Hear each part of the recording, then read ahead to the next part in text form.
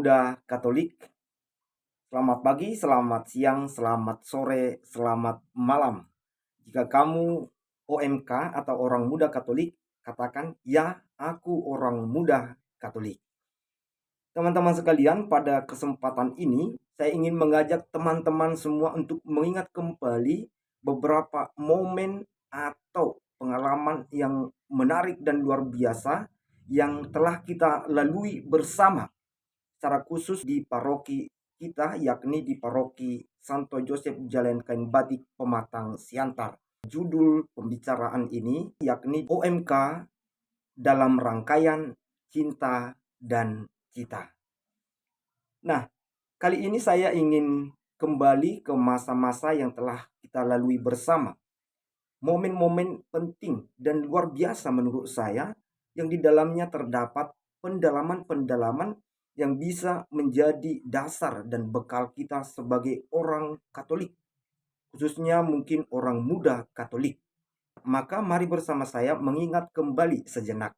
Yang pertama, kita mengingat kegiatan yang luar biasa, yang menarik, dan kiranya bergema di hati orang muda Katolik.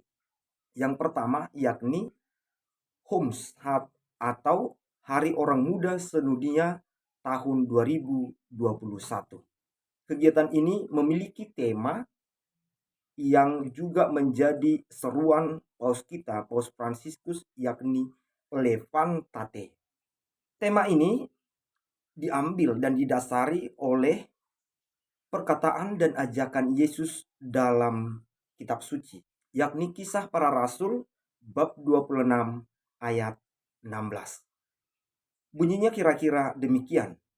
Berdirilah, aku menetapkan engkau menjadi saksi tentang sesuatu yang engkau lihat. Teman-teman muda sekalian, ajakan Yesus ini pada waktu itu diarah kepada para rasul dan murid-murid yang sungguh percaya kepada Yesus. Yang kamu lihat di sini artinya yang dilihat oleh para rasul dan para murid tentang apa yang dilakukan oleh Yesus. Jadi yang dilihat di situ adalah Yesus. Maka kalau dikatakan ditetapkan sebagai saksi atas yang dilihat, berarti menjadi saksi. Kita diajak berdiri, bangkit, menjadi saksi tentang Yesus. Nah, apa yang harus kita beri dalam kesaksian hidup kita? Maka kembali kepada dasarnya, yakni Yesus Kristus. Yang mau kita beri kesaksian tentang Yesus Kristus adalah iman kita yang pertama-tama, bahwa Yesus adalah Tuhan yang hadir untuk menyelamatkan manusia. Kemudian dengan melihat Dia, merenungkan cara hidupnya, kita diajak juga untuk membentuk dan memiliki cara hidupnya, mulai dari perkataannya, sikapnya, tindakannya. Karena perkataan, sikap, dan tindakan yang kita teladani adalah perkataan, sikap, dan tindakan Yesus, berarti perkataan, sikap, dan tindakan itu sudah pasti baik dan benar. Maka yang diajak kiranya secara sederhana bisa kita maknai bahwa kita dipanggil dan diajak menjadi saksi dan hadir sebagai orang-orang yang meneladani Yesus dalam perkataan yang baik dan benar, dalam sikap yang baik dan benar, dan dalam tindakan yang baik dan benar. Di mana kita harus melakukan itu? Apakah hanya di gereja atau dalam kebersamaan kita sebagai umat Katolik? Tentu tidak. Kita diajak untuk memberi kesaksian itu dimanapun kita berada. Entah itu di sekolah, kalau kita sebagai pelajar. Entah itu di tempat kerja, kalau kita sudah bekerja. Entah itu di tengah masyarakat, di keluarga. Mari kita bangkit, berdiri, meneladani Yesus dengan perkataan yang baik dan benar, sikap yang baik dan benar, tindakan yang baik dan benar, di tengah keluarga, di tengah masyarakat, di sekolah, di tempat kerja, ataupun di tengah kebersamaan kita sebagai umat beriman.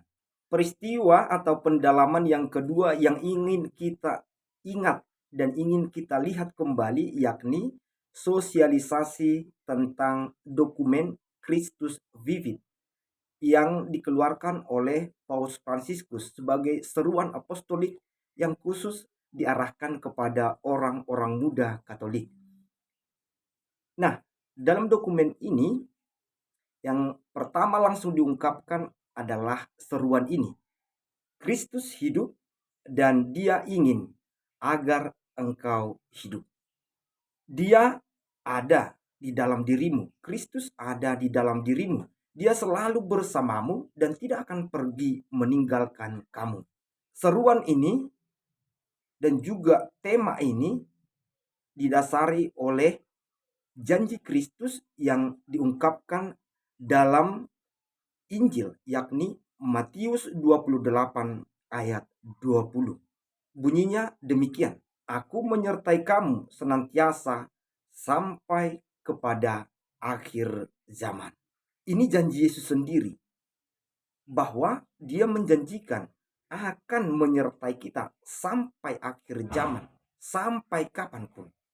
Maka dengan itu pula kita bisa menyadari bahwa Yesus itu sungguh hidup, sungguh hadir dalam kehidupan kita. Selain dasar yang menguatkan ini, Paus Fransiskus juga mengingatkan kita tentang status yang direnungkan oleh Paus sendiri tentang orang muda Katolik. Beliau mengungkapkan bahwa orang muda Katolik adalah masa kini Allah. Supaya kita sungguh-sungguh menjadi masa kini Allah, maka Sri Paus mengingatkan kita harus berpartisipasi dan memberikan kontribusi, ikut ambil bagian untuk mengembangkan gereja dan dunia. Artinya secara menyeluruh juga. Dalam usaha untuk ambil bagian berpartisipasi ini, mungkin teman-teman muda mengalami kesulitan, kekecewaan, mungkin masalah juga. Maka Sri Paus mengingatkan, selalu ada jalan keluar. Maka mintalah Yesus untuk menuntun dan menunjukkan jalan itu.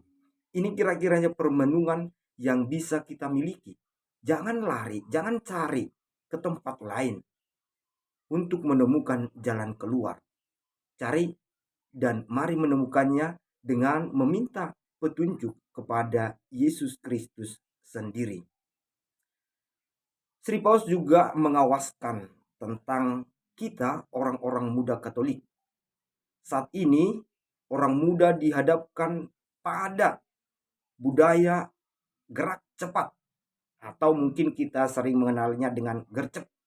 Nah, di tengah situasi ini, tanpa kebijaksanaan penegasan rohani, beliau mengingatkan bahwa kita dapat dengan mudah mentransformasi diri menjadi boneka pasar dari tren masa kini. Jika kita ingin memaknainya dengan lebih sederhana, jika kita tidak bijaksana hidup dan menanggapi pergerakan dan perkembangan dunia ini yang sangat cepat, maka kita bisa terlindas zaman, menjadi boneka-boneka zaman ini. Maka diperlukan pendidikan hati nurani yang membuat penegasan rohani, sehingga kita orang-orang muda Katolik bisa menanggapi segala sesuatu yang bergerak cepat dengan petunjuk yang benar, yakni dengan petunjuk yang kita peroleh dari roh kebenaran, yakni roh Kristus sendiri. Melalui pendidikan hati nurani, penegasan rohani, kita orang-orang muda Katolik membiarkan diri diubah oleh Kristus, yang tentunya akan membantu kita bertumbuh dalam kebijaksanaan, menyatukan orientasi yang luas dalam hidup melalui pilihan-pilihan yang benar dan konkret, serta dibantu oleh kesadaran yang tenang dan penuh syukur atas karunia-karunia yang kita miliki. tidak mencari karunia-karunia di luar diri kita.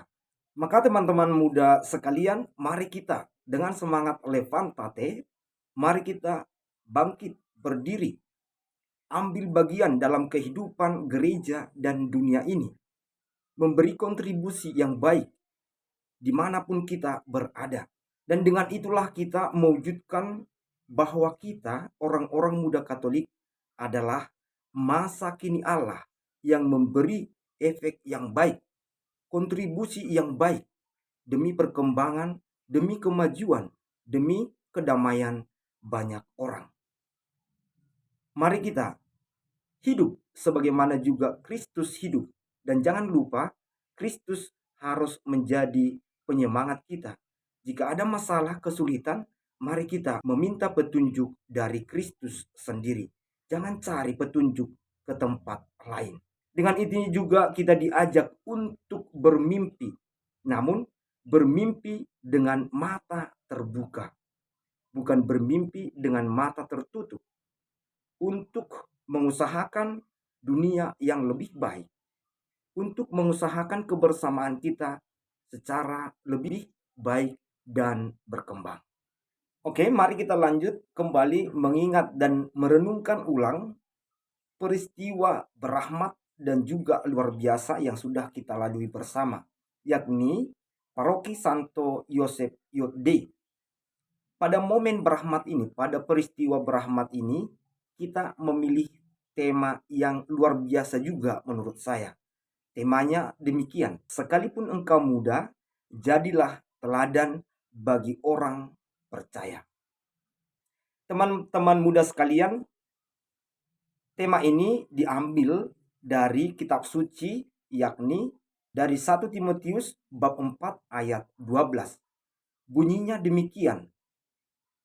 Jika kita ingin melihat isi perikop itu secara lengkap, jangan seorang pun menganggap engkau rendah karena engkau muda. Jadilah teladan bagi orang-orang percaya dalam perkataan, dalam tingkah lakumu, dalam kasihmu, dalam kesetiaanmu, dan dalam kesucianmu. Inilah teks lengkapnya, inilah perikop lengkapnya, dan kita mencoba memberi tema yang jelas untuk mengungkapkan itu. Maka kita membuat tema dalam peristiwa itu, yakni sekalipun engkau muda, jadilah teladan bagi orang-orang percaya. Teman-teman muda sekalian, dengan peristiwa ini dan juga tema yang dipilih, kiranya sangat jelas harapan gereja untuk kita orang-orang muda Katolik, yakni supaya kita menyadari panggilan kita menjadi saksi, berdiri, bangkit, dan hidup sebagai masa kini Allah yang harus menjadi teladan. Teman-teman muda sekalian, meneladani sikap-sikap baik, tindakan-tindakan baik dan benar dari orang lain, itu tentulah sangat kita butuhkan, sangat kita perlukan. Dengan menginternalisasi, memasukkan itu semua, teladan-teladan itu dalam hidup kita, maka kita juga dipanggil menjadi teladan bagi banyak orang. Maka kita harus mengusahakan perkataan, sikap, tindakan, kasih, kesetiaan, dan kesucian itu dalam diri kita. Dengan cara ini kiranya kita juga sungguh menjadi saksi dan masa kini Allah yang hidup. Oke teman-teman muda sekalian, hal keempat yang ingin saya ajak untuk diingat dan direnungkan serta kita dalami bersama kembali, yakni tentang fokus pastoral Keuskupan Agung Medan, fokus pastoral keuskupan kita pada tahun 2022, yakni keluarga sumber panggilan. Nah, jangan langsung takut mendengar panggilan. Jangan langsung berpikir bahwa kamu dipanggil menjadi pastor atau menjadi suster. Nah, dasar dari semangat untuk mendalami panggilan ini adalah demikian. Panggilan dapat dipahami sebagai panggilan Allah, dan panggilan ini berlaku untuk kita semua. Panggilan itu mencakup, yakni panggilan kepada hidup. Panggilan ini menyadarkan kita untuk ambil bagian dalam hidup saat ini, memberi kontribusi dalam hidup kita saat ini, dalam kebersamaan kita dengan banyak orang, di tengah keluarga, masyarakat, gereja, dan kita harus menghadirkan hidup itu. Yang kedua yakni panggilan untuk persahabatan dengan Yesus dan sesama. Menghadirkan suasana kekeluargaan dan persahabatan yang disemangati oleh Yesus Kristus sendiri. Kita dipanggil sebagai orang-orang muda, dipanggil untuk dekat dan bersahabat dengan Yesus, dan dekat dan bersahabat dengan semua orang. Panggilan ketiga yakni panggilan untuk menuju kekudusan. Teman-teman muda sekalian, sebagai orang muda jangan berpikir bahwa nantilah setelah tua memikirkan kekudusan. Jangan. Mari kita mulai saat ini. Mari membangun cara hidup, sikap, perkataan yang membantu kita untuk hidup dalam kekudusan. Inilah panggilan kita. Nah, perwujudan panggilan ini bisa kita wujudkan dalam dua jalur. Yang pertama yakni menjadi orang-orang yang memilih untuk berkeluarga, berumah tangga. Sebagai keluarga, sebagai rumah tangga kelak, ya kita juga harus mengusahakan hidup kita, keluarga kita, untuk hidup dan ambil bagian dalam banyak hal dalam keluarga kita atau masyarakat yang lebih luas. Kita juga dipanggil sebagai keluarga yang dekat dan bersahabat dengan Yesus dan semua orang. Dan juga keluarga kita juga harus menyadari bahwa kita dipanggil sebagai keluarga yang kudus. Nah, selain itu, selain panggilan untuk berkeluarga, kita juga memiliki jalan panggilan yang kedua, yakni panggilan khusus. Jika memang teman-teman tidak terbuka hatinya, tidak mau menjadi seorang pastor, menjadi seorang suster, dan memilih kelak menjadi keluarga, berumah tangga, pikirkanlah juga mulai sekarang bahwa anakmu nanti akan kamu persembahkan untuk menjadi seorang pastor atau suster. Mungkin di situ titiknya. Kalau teman-teman pusing atau takut menjadi pastor atau suster. Nah, jalan hidup lain selain berkeluarga atau berumah tangga, orang-orang Katolik juga mengenal jalan panggilan khusus, yakni menjadi pastor atau suster. Begitulah bahasa sederhananya. Dalam kesaksiannya, Paus Fransiskus mengungkapkan pengalamannya demikian. Seringkali beliau menemukan banyak orang muda yang menolak kemungkinan untuk mengabdikan diri mereka kepada Tuhan.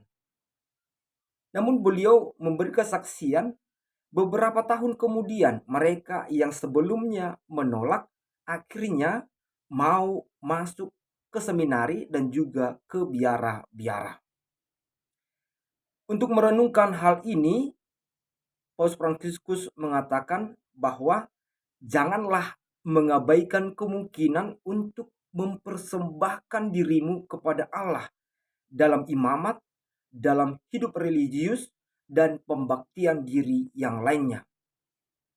Untuk sampai pada penyadaran dan pilihan ini, mungkin awalnya menolak, namun kemudian menerima. Setiap orang dan kaum muda, orang-orang muda Katolik diharapkan mau mencari ruang hening, kesempatan untuk menenangkan diri, melakukan refleksi dan berdoa. Dengan cara itulah kita, orang-orang muda Katolik, akan dapat melihat dengan jelas, dengan baik, dengan terang panggilan Allah dalam hidupnya, terkhusus menjadi seorang imam atau menjadi biarawan, biarawati. Teman-teman muda sekalian, inilah kiranya juga yang menjadi sasaran memang dalam fokus pastoral kita di Keuskupan Agung Medan pada tahun 2022 ini.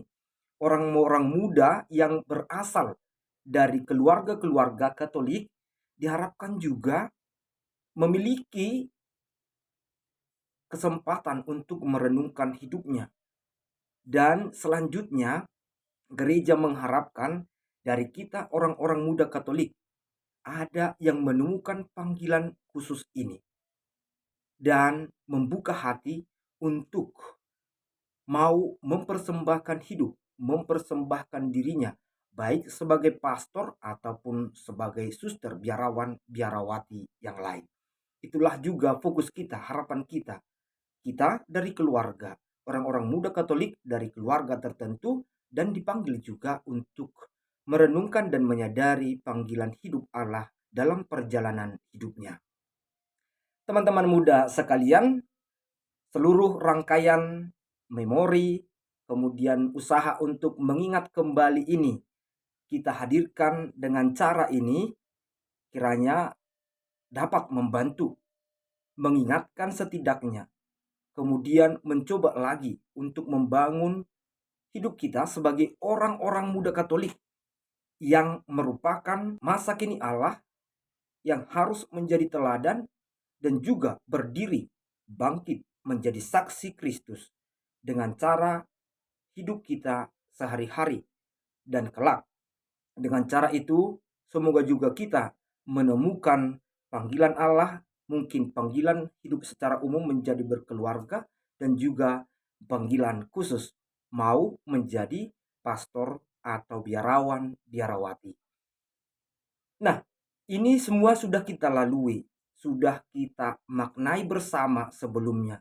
Pertanyaannya, apakah kita sungguh sudah menyadari dan sudah menghidupi panggilan-panggilan semangat-semangat ini?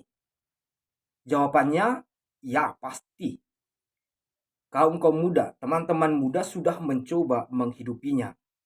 Yang selanjutnya mungkin kita perlu renungkan dan perdalam adalah apakah itu sudah kita hidupi dengan setia dan juga dengan sepenuh hati.